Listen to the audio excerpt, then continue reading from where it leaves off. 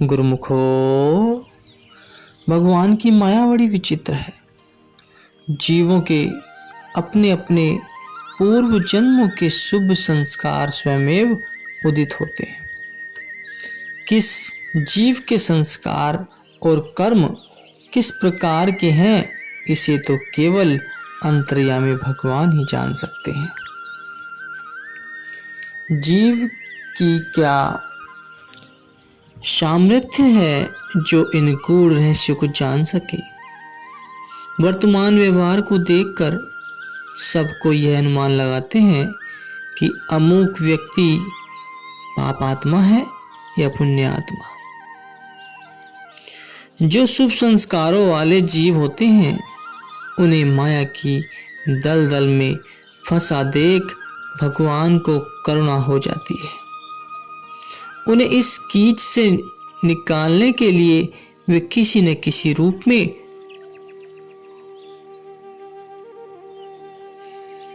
प्रकट होकर अनेकों कष्ट सहन कर उन्हें सत्य पथ पर ले जाते हैं। जैसा कि इसमें बताया गया है, गुरुमुख को ध्यान से सुने। दक्षिण भारत के किसी नगर में एक धनाढ्य ब्राह्मण रहते थे। अपार संपदा होने के कारण उनका व्यापार दूर के देशों में भी चलता था। चारों तरफ इनका प्रभुत्व छाया हुआ था। इनका एकलौता लड़का था जिनका लालन पालन बड़े प्यार से हुआ एवं उसका नाम श्रीनिवास नायक रखा गया। पिता की मृत्यु के पश्चात समस्त धन संपत्ति का उत्तराधिकारी उसका पुत्र ही बना।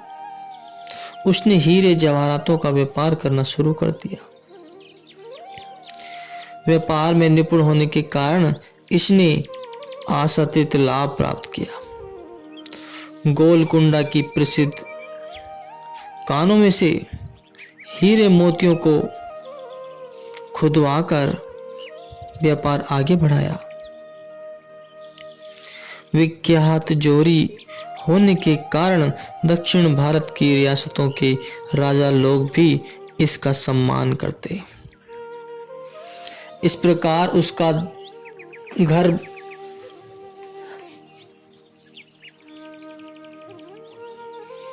धन धान्य से भर गया। धन के साथ साथ दो चीजों का चोली दामन का साथ संबंध है, एक लोभ, दूसरा मद। धन का लोभी एक एक पाई पर अपनी जान वार देता है। इसी प्रकार श्रीनिवास नायक भी धन के मद और लोभ में बुरी तरह जा फंसा। धर्म व शुभ कर्मादि का नाम सुनकर वह कानों में उंगलियां दबा लेता और चाहता कि भूल कर भी मुझे यह शब्द कोई न सुनाए। फिर भला वह उपकार के काम में कैसे एक पाई भी लगाता। कोई गरीब अथवा साधु अभ्यासगत यदि उससे कुछ देने को कहता तो वह उसे ऐसे आड़े हाथों लेता मानो वह उसके प्राणों का ग्राहक हो। एक कोड़ी भी किसी भगवान नाम पर लगाने की तो उसमें उसने शपथ ले रखी थी। ऐसे अभिमानी, क्रोधी, लोभी, कृपण और धन के पतंगे श्रीनिवास के भी पूर्व संचित शुभ संस्कार कभी उदित होंगे, यह कौन जान सकता था। प्रभु की लीला प्रभु ही जाने कि वे कब किसको किस उपाय से अपने चरणों की ओर आकर्षित कर लेते। यह जीव क्या जान सकता है। इस माया के मत से छुड़ाने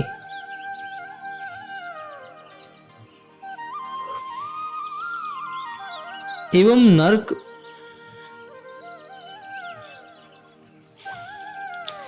नरकों की ज्वाला से बचाने के लिए अर्थात श्रीनिवास नायक के जीवन सुधार हेतु श्री भगवान ने एक अद्भुत कौतुक रचा। प्रभु ने स्वयं एक दरिद्र ब्राह्मण का वेश बनाया और वे चल पड़े उसे सन्मार्ग सुझाने। श्रीनिवास नायक ने जब एक फटे हाल बूढ़े भिखारी को अपनी ओर आते देखा तो पहले से ही यह समझ गया कि यह कुछ मांगने आया है। इधर उधर सरकने लगा, परंतु यह कोई साधारण भिक्षुक तो नहीं था, अपितु वह तो स्वयं भगवान ही भिखारी का रूप धारण करके आए थे। उन्होंने तत्काल पढ़ लिया उसके हृदय में विचार को। समीप आकर कहने लगे, आप बड़े धनमानी पुरुष हैं, अपार संपत्ति के मालिक हैं। आपकी प्रतिष्ठा को सुनकर मैं आया हूँ। मेरी लड़की का विवाह होने वाला है। मैं कंगाल ब्राह्मण हूँ, इसलिए आप मेरी कुछ सहायता कीजिए। तो श्रीनिवास नायक ने पीछा छुड़ाने के लिए कह दिया, बाबा आज मुझे इस समय अवकाश नहीं कि तुम्हारी बात ध्यान से सुन सकूं, इसलिए तुम कल आना। बूढ़ा याचक यह सुनकर और बहुत अच्छा कहकर चल दिया। श्रीनिवास ने तो यह समझा कि चलो इस प्रकार सरलता से पिंड छूट जाएगा, परंतु विप्र भिक्षुक तो पुनः दूसरे दिन भी आ पहुंचा और अपना प्रश्न उसे सुना दिया। श्रीनिवास ने उसे फिर कल आने को कह दिया। तीसरे दिन ब्राह्मण के आने पर फिर उसे चौथे दिन के आने के लिए बोल दिया। इस प्रकार भिखारी नित्य प्रति भिक्षार्थ आता और वह उसे कल आने की बात कहकर टाल देता। इस प्रकार करते करते 6 महीने बीत गए। किसी प्रकार वे पीछा छोड़ते न देखकर श्रीनिवास ने इस मुसीबत से सदा के लिए छुटकारा पाने हेतु एक उपाय सोचा। खोटे पैसों से भरी हुई 2 थैलियां जो कि उसके पास चिरकाल से बेकार पड़ी थी, ब्राह्मण के आने पर उसने उसे उठाकर उसके आगे फेंक दी और बोला, इनमें से जो भी 1 पैसा अच्छा लगे ले जा सकते हो, परंतु याद रखना 1 पैसे से भी अधिक मत उठाना। ब्राह्मण देवता ने आंख उठाकर उन पैसों को कुछ देर तक देखा। उसके बाद वे बिना कुछ कहे मुस्कुराते हुए वहां से चल दिए।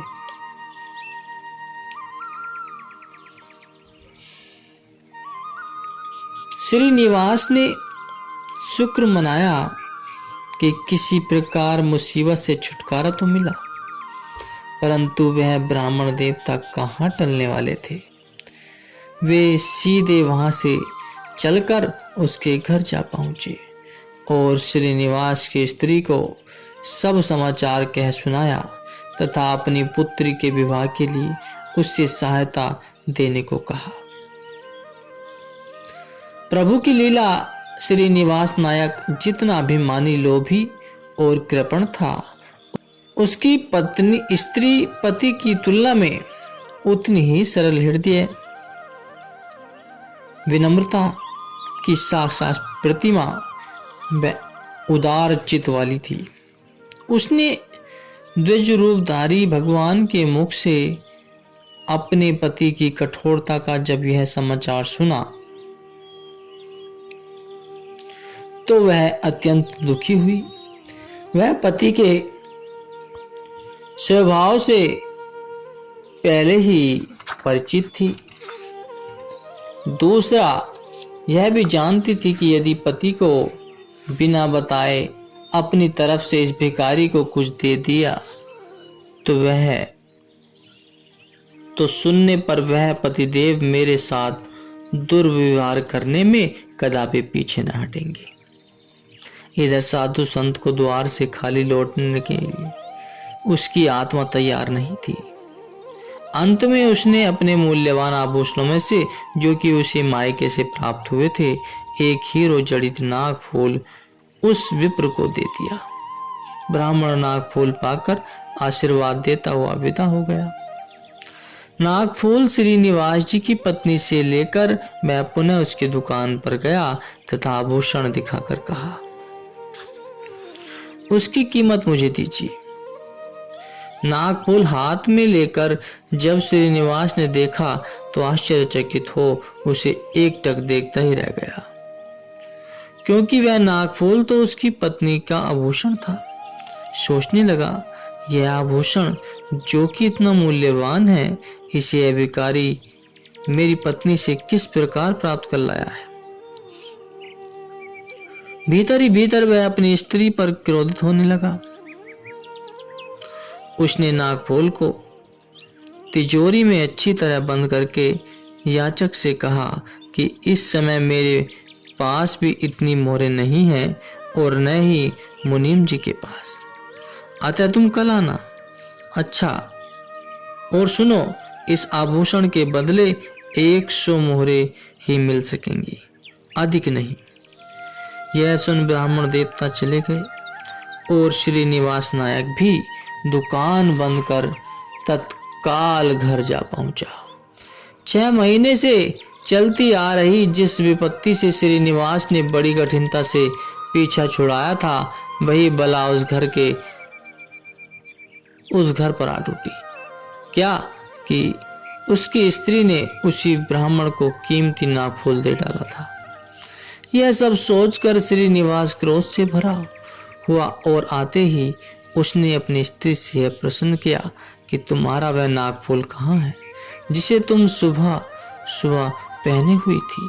तो श्रीनिवास का यह प्रश्न सुनते ही स्त्री चौंकी। उस बेचारी ने तो दयाद्र होकर ब्राह्मण को वह आभूषण दे दिया था, परंतु उसे क्या ज्ञात था कि इतने शीघ्र ही उसके पति को यह समाचार मिल जाएगा। पति के कठोर स्वभाव से परिचित होने के कारण वह हक्की बक्की होकर भयभीत सी भूमि को ताकने लगी तथा कोई उत्तर न दे सकी। श्रीनिवास 2-4 मिनट तक मौन रहा, परंतु फिर कड़क कर बोला, अपना नागफूल अभी अभी और इसी क्षण मुझे लाकर दिखा दो। कहाँ है वह? अभी अभी ला दे, नहीं तो याद रख, जीवित ही तू मेरे हाथों से भूमि में काट दी जाएगी। पति की कड़कती आवाज और भयानक धमकी सुनकर बेचारी लक्ष्मीबाई के मुंह से घबराहट में निकल गया कि नागफूल आभूषणों के डिब्बे में रखा है, अभी ला देती हूं। यह कहकर वह अपने कमरे के भीतर भाग गई। कहने को तो वह पति से कह गई थी, लेकिन नागफूल श्रृंगार बॉक्स में रखा ही कहाँ था जो वह पति को लाकर दिखलाती। उसे तो वह विप्र को दान में दे चुकी थी। अब वह क्या करे और क्या न करे, इसी चिंताग्नि में सुलगती जा रही थी। उधर श्रीनिवास क्रोध से लाल पीला हुआ गरज रहा था। अंत में बचने का कोई चारा न देख सरल हृदय प्रेम की सजी मूर्ति लक्ष्मीबाई ने आत्महत्या करने की मन में ठानी। उसने एक कटोरी में विष घोला तथा उसे हाथ में लेकर मन ही मन श्री भगवान जी के चरणों में प्रार्थना की कि हे प्रभु अंतर्यामी, मैंने आपके निमित्त वह नागफूल ब्राह्मण को दे दिया था, अब वैसे का वैसा नागफूल पति को लाकर कहां से दे दूं। तो करुणामय भगवान मेरे पति की मलिन बुद्धि नष्ट करके उसे सद्बुद्धि प्रदान करे, जिससे वह तुम्हारी पवित्र भक्ति की ओर प्रवृत्त हो जाए तथा उसका यह मिथ्याभिमानी लोभ और क्रूर वृत्ति नष्ट हो जाए। बस प्रभु, मैं और कुछ नहीं चाहती। आपके श्री चरणों में मेरी तो केवल यही प्रार्थना है कि मैं यह विष की कटोरी पीकर आपके चरणों में पहुंच रही हूं, मुझ पर कृपा करो। यह प्रार्थना करके उसने कटोरी मुंह की ओर बढ़ाई ही थी कि ऊपर से कोई चीज खट से कटोरी में आ पड़ी। आश्चर्यचकित हो लक्ष्मीबाई ने जब देखा तो वही नागफूल था जो आज प्रातः ही उसने श्री भगवान के नाम पर भेंट किया था। उस कमरे में जो कि चारों तरफ से बंद था, जिसमें पक्षी तक भी पंख नहीं फड़फड़ा सकता था, यह कैसे और कहां से गिरा। भगवान की विचित्र लीला का चमत्कार देख उसके आश्चर्य का ठिकाना न रहा। मन ही मन उसने प्रभु को धन्यवाद किया और विष की कटोरी वहीं पर ही गिरा दी और नाग फूल लाकर बाहर खड़े हुए आग बबूला हो रहे पति के हाथों में रख दिया।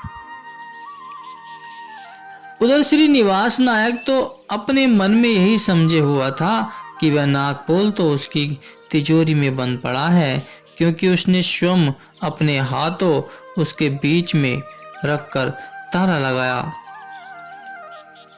कुंजी अपनी जेब में संभाल रखी थी। अब जब उसकी पत्नी ने वही नागफूल उसके हाथ में धर दिया तो मारे आश्चर्य के उसकी आंखें फटी की फटी रह गई। मैं सोचने लगा कि ये यहाँ कैसे आ गया, जबकि उसे मैंने स्वयं ही तिजोरी में रखा था। बहुत दिमाग लगाने पर भी वह किसी निष्कर्ष तक नहीं पहुंच सका तो नागफूल से सीधा दुकान पर चला गया। तो नागफूल लेकर सीधा अपनी दुकान पर चला गया। जाकर देखा कि तिजोरी तो बंद पड़ी है। जेब से चाबी निकाल कर तिजोरी खोली तो वह नागफूल विद्वान नहीं था। अब तो उसका माथा ठनका कि यह जादू का चमत्कार है। घर आकर पत्नी से पूछा, सच सच बता, यह क्या मामला है? तो लक्ष्मीबाई ने सारा वृतांत अपने पति को कह सुनाया। बोली, पतिदेव, यह श्री प्रभु की विचित्र लीला का ही चमत्कार है जिससे आज मेरे प्राण बच गए। आप अब भी अपनी क्रूरता कृपणता को छोड़कर प्रभु के चरणागत हो जाएं, इसी में आपकी भलाई निहित है। तो श्री निवास नायक को अब बोध हुआ कि श्री भगवान की कृपा से अब उसकी आंखों से अविद्या और अज्ञान के आवरण हट चुके थे।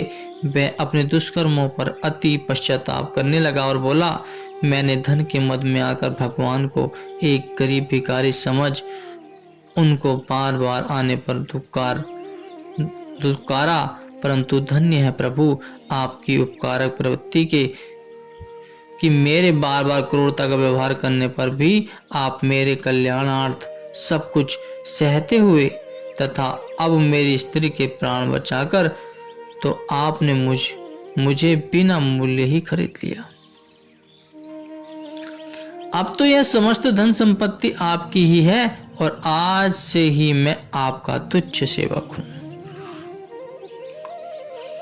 इसके बाद श्रीनिवास नायक अपनी सब धन संपत्ति परमार्थ में लगा दी और स्वयं उसी दिन से पत्नी सहित फकीरी भेष धारण कर लिया। अपने और पत्नी के तन को ढांपने के लिए केवल धारण किए हुए वस्त्र के सिवाय कुछ भी पास न रखा। अब तो वह एक अलमस्त साधु बन गया था।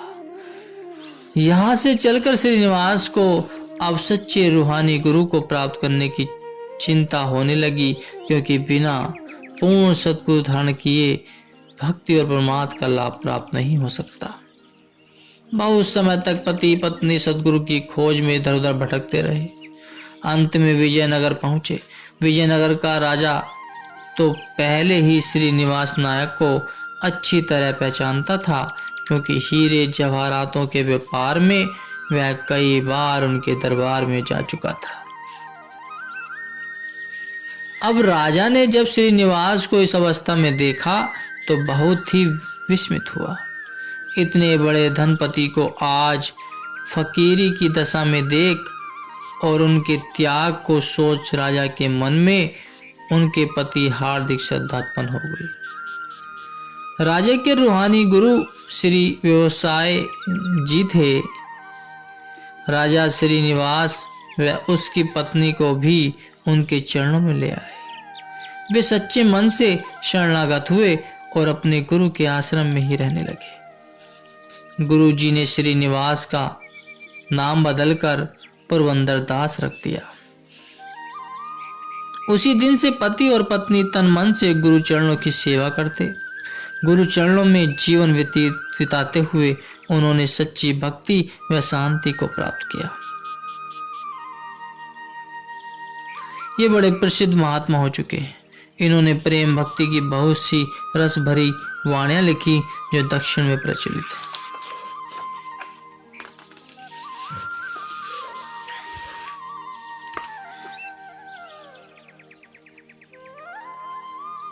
जैसे धतूरा खाने से व्यक्ति बावरा हो जाता है, उसी प्रकार धन पाने से व्यक्ति का दिमाग अहंकार के वशीभूत होकर अपना अनर्थ कर बैठता है। अस्तु श्रीनिवास को भी लोभ ने अपने पहले इतना लक्ष्मी का पुजारी व कृपण बना दिया कि वह धर्म के नाम पर भी नाक को भी सिकोड़ने लगता था।